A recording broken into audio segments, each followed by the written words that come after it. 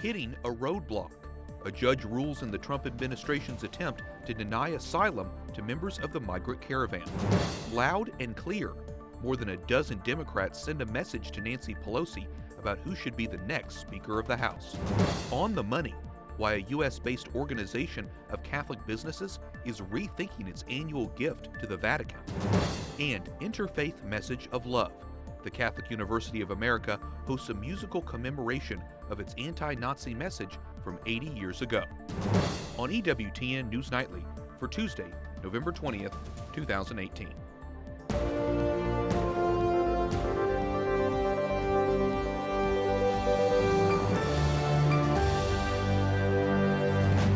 Good evening from Washington, D.C., and thank you for joining us for news from a Catholic perspective. I'm Wyatt Goolsby, in for Lauren Ashburn. President Donald Trump says despite the murder of U.S.-based columnist Jamal Khashoggi, he will not punish Saudi Crown Prince Mohammed bin Salman or cut arms sales to Saudi Arabia. White House correspondent Mark Irons reports. Good evening, Mark.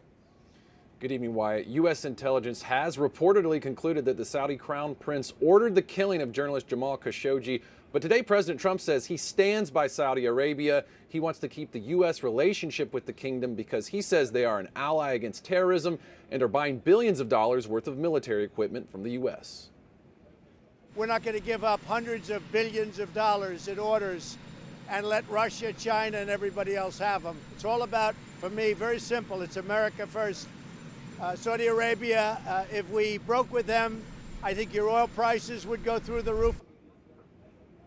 In regard to the murder of Khashoggi, in a statement earlier today, the president wrote, King Salman and Crown Prince Mohammed bin Salman vigorously deny any knowledge of the planning or execution of the murder of Mr. Khashoggi. Our intelligence agencies continue to assess all information, but it could very well be that the Crown Prince had knowledge of this tragic event. Maybe he did, and maybe he didn't. The president goes on to say sanctions have been placed against the Saudi individuals known to be involved in the killing of Jamal Khashoggi. Today, Secretary of State Mike Pompeo echoed the rest of the president's statement. He says keeping a relationship with the Kingdom of Saudi Arabia is a key U.S. interest. The president also said today, we may never know all of the facts surrounding the murder of Jamal Khashoggi. Again, U.S. intelligence seems to contradict that. What? Mark, how will Congress react to what the president is saying? Well, just last week, a bipartisan group of senators introduced legislation that would suspend weapons sales to Saudi Arabia. Today, the president acknowledged some members of Congress will disagree with his decision. He said he would listen to their ideas, but only if they're focused on U.S. national security. Wyatt. White House correspondent Mark Irons reporting. Thanks, Mark.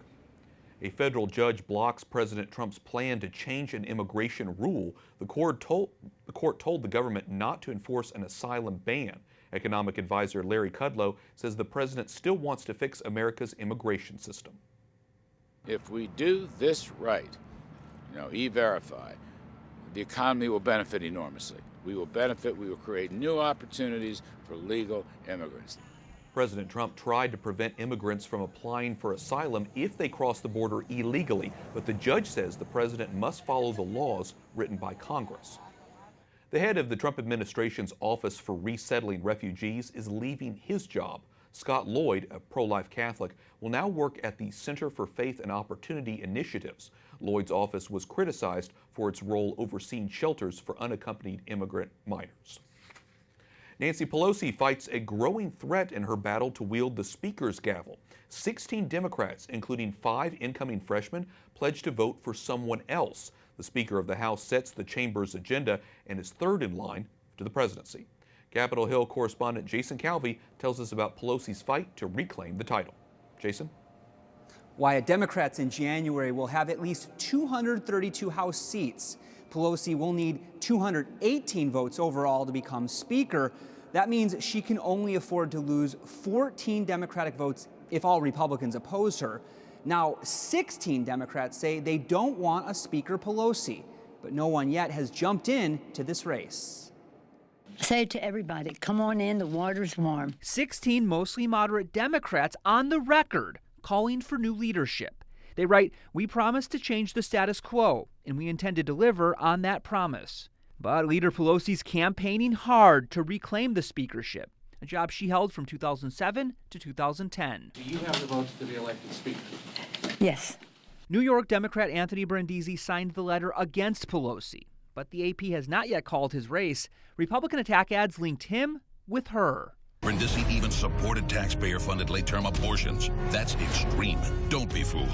Anthony Brindisi is a Cuomo-Pelosi puppet. Similar attacks didn't stop these Democrats from winning. Abigail Spanberger is with Pelosi, not you. Pelosi and Rosen, two liberal politicians sharing the same tax-raising agenda. Now Pelosi touts endorsements from NARAL Pro-Choice America and Nuns on the Bus leader, Sister Simone Campbell. I don't think it's a good policy to outlaw abortion. Pelosi herself signed the bus, but CatholicVote.org's Joshua Mercer challenges Sister Simone. Here you have a pro-abortion Catholic endorsing another pro-abortion Catholic. I consider both of them to be a scandal to the church. With Pelosi's leadership threatened, President Trump offers to help. I like her. Can you believe it? I like Nancy Pelosi. I mean, she's tough and she's smart, but she deserves to be Speaker. And now they're playing games with her. Mercer says the president's playing for the win.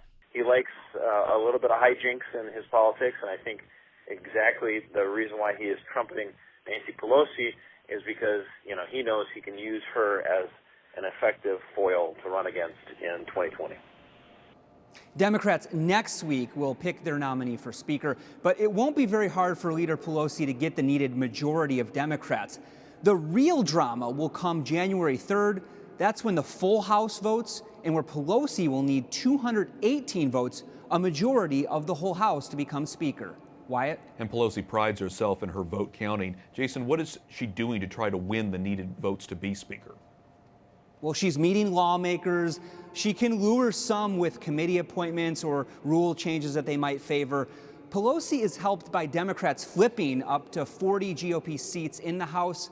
She could also convince those who campaigned against her to vote present, which that means really Pelosi could become Speaker then if they vote present with less than 200 yes votes, 218 yes votes, Wyatt. Okay, we'll be following that, and we'll have a little bit more analysis later on in the broadcast. Correspondent Jason Calvi reporting. Thanks, Jason. Kentucky's attempt to ban a common second trimester abortion procedure is in the hands of a federal judge. Arguments in the case ended yesterday. Governor Matt Bevin calls the second trimester procedure inhumane. The ACLU says the proposal is unconstitutional because it would end access to abortion after 15 weeks. The Archdiocese of Newark, New Jersey announces the state's 5 dioceses will form a victim compensation and counseling program in 2019. The names of all priests accused of sexual abuse against minors will also be released. Details of the program have not been finalized. An American organization of Catholic business leaders is suspending its annual donation to the Vatican. Legatus made the decision because the group has questions about financial accountability on the part of the Holy See.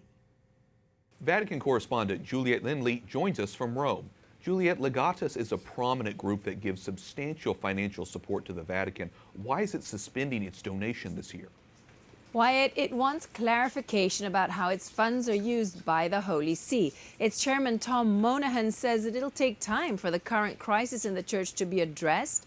And until the crisis is addressed, the group will suspend its financial support. Monahan says the Holy See has been an important part of Legatus membership, and the group will reinstate the donation once it receives communication about the use of the funds. It's no small sum. Wyatt, according to the Wall Street Journal, Legatus' 2018 donation to the Holy See would have been about $820,000. Okay, so for our viewers who are not familiar with Legatus, what is the group's history?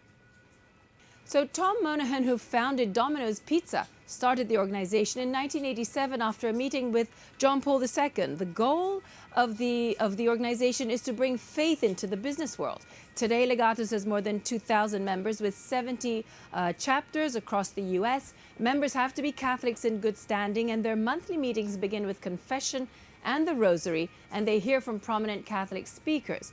Now, the business leaders try to spread the faith in their business, personal and professional lives. And Monahan himself says that he was personally transformed after founding the group. Well, as you know, questions of financial Vatican accountability were raised earlier this year by the Papal Foundation, another American organization offering support to the Holy Father.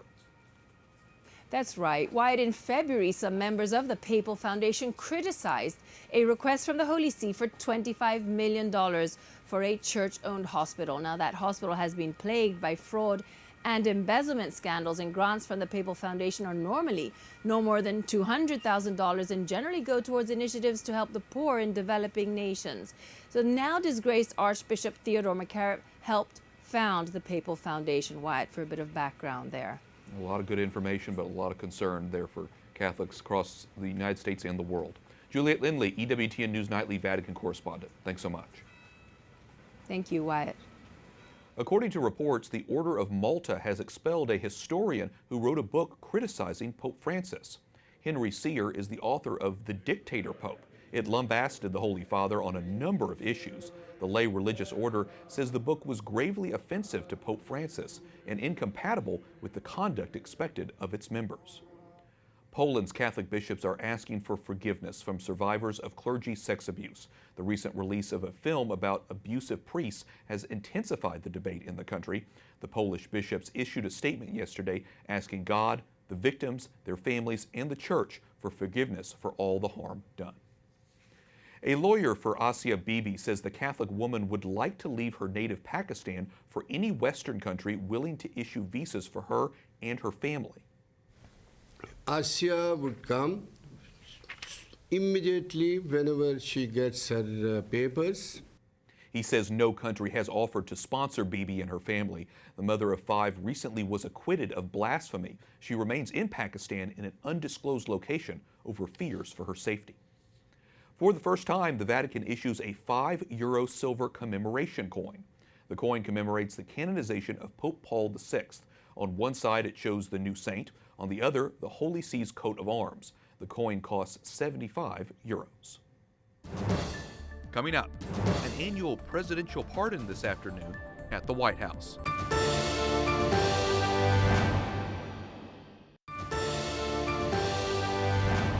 Welcome back. I'm Wyatt Goolsby, in for Lauren Ashburn. As you heard earlier in the broadcast, a federal judge issued a restraining order against the Trump administration's attempt to deny asylum to members of the migrant caravan. Joining me now for more analysis is Rachel Bovard, Senior Director of Policy at the Conservative Partnership Institute. Rachel, welcome back. What impact do you think this immigration ruling will have on the migrants who are heading towards the United States at this moment? Well, nothing in particular yet. I think President Trump is going to continue to fight this in the court. He's trying to deter them from coming. It obviously isn't working. They're still planning on coming toward the border. I do think he's going to try to keep some troops at the border, even though some are coming back. And if it was going to work, he would have more judges down there, but Congress has not passed the funds in order to do so. Do you think we can expect any action when it comes to Congress on this, especially after Thanksgiving, where they essentially have a lame duck Congress? A lot of people would like to see action from Congress. These are the waning days of the GOP majority. Immigration has always been a priority for them, or so they say. But it looks like they're going to go out pretty early. It looks like December 7th will be the deadline for the Senate, and they're going to pass a spending bill and then go home. So I don't expect to see any huge debate on this issue, not for lack of trying, I think, from the base, trying to motivate their members to do so. Well, are there any areas on immigration where the president and Congress can find a consensus? Well, some members do support President Trump's wall. You're never going to get Senate Democrats or House Democrats to agree to that. But this is the time, I think, if there was any time that Republicans were going to go to the mat over this issue, it would be now. But again, I don't know that fight is going to take place. A lot of the base wants it to, but Congress doesn't seem to be willing. And we're running out of time. As Jason Calvi reported earlier, I want to switch gears here because Nancy Pelosi is in a battle with Democrats to become Speaker of the House. What do you think this says about the state of the Democratic Party?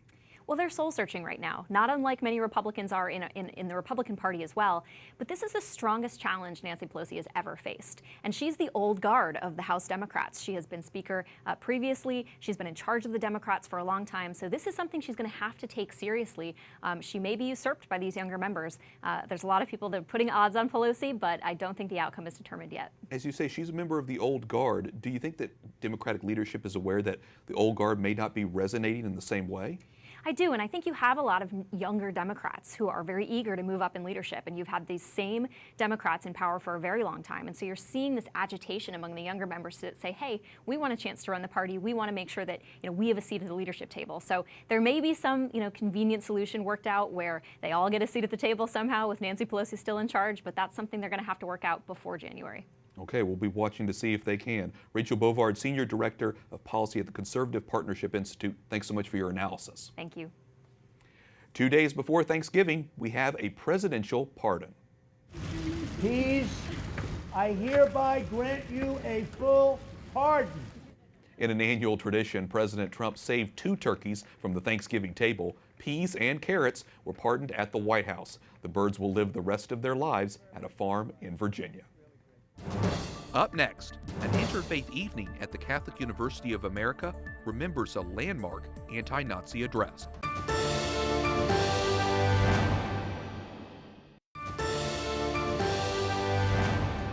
Welcome back. I'm Wyatt Goolsby, in for Lauren Ashburn.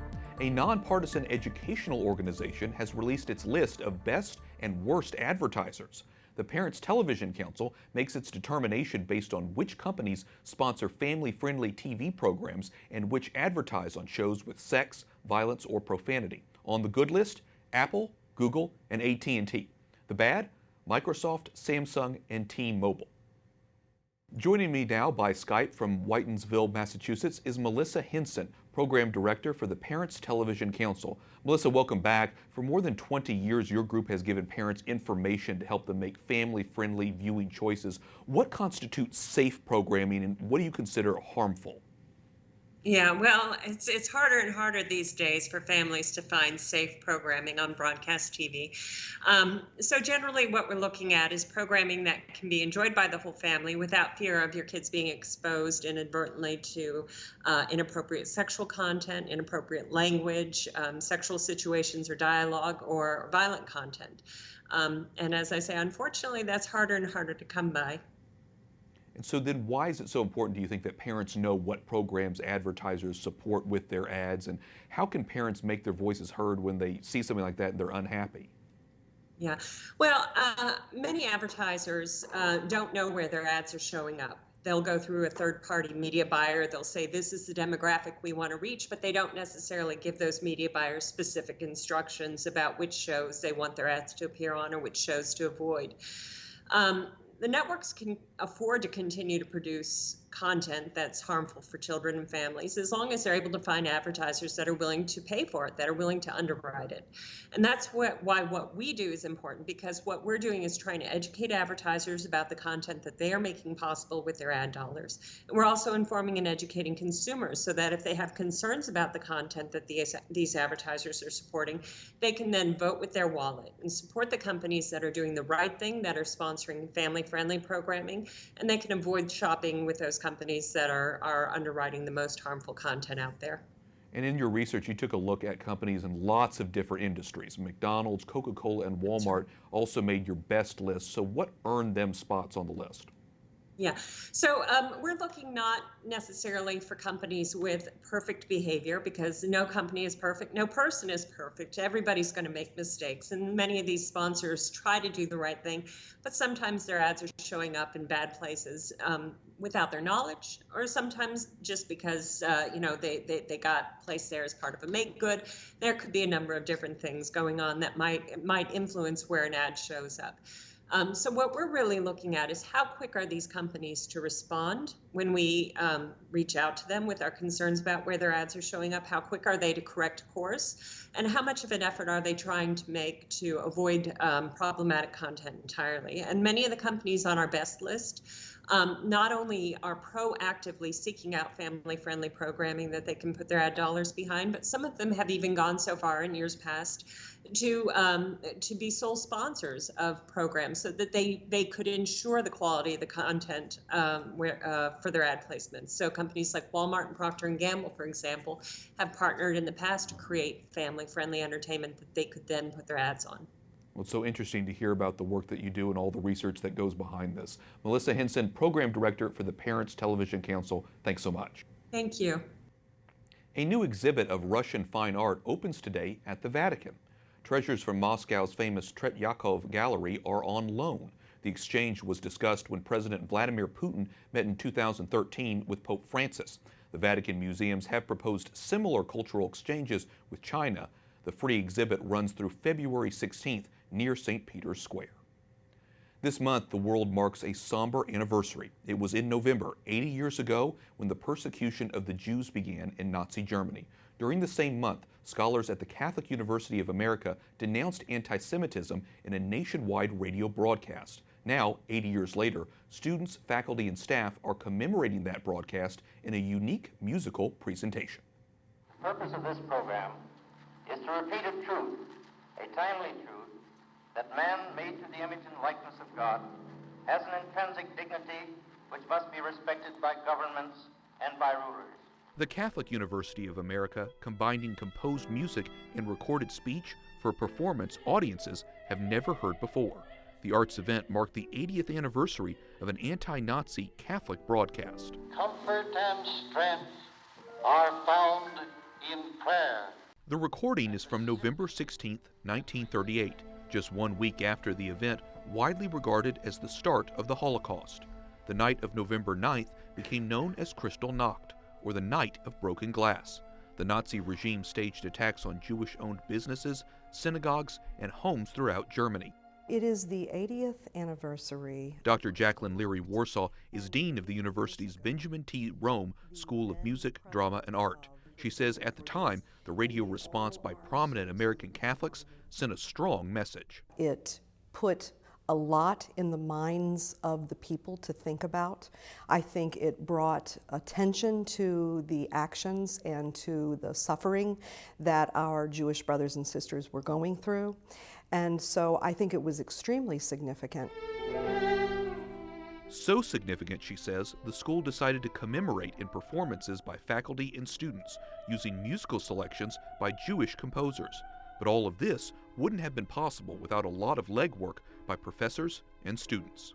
It all started here in the archives of the Catholic University. This is where they store over 500 collections, millions of objects, including documents, photos, relics, all sorts of audio-visual items. But it was among these books where students and professors made an amazing discovery. Anti-Nazi broadcast of 1938. In the early 2000s, they uncovered a record of the original broadcast, inspiring scholars like Dr. Maria Mazenga to study the historic recording and what it said about Catholic-Jewish relations in America.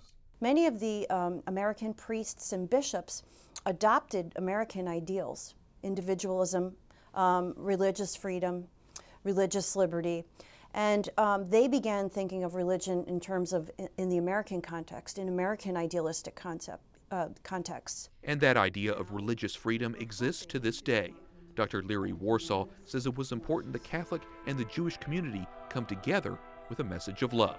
We are all children of God, and this interfaith experience for everybody, we are hoping is going to bring all of us closer. And if we can, in a small way, help to eliminate the hatred in this world, then we're going to work toward that. And our thanks to the Catholic University of America for full access to cover the event and to take a closer look at their archives.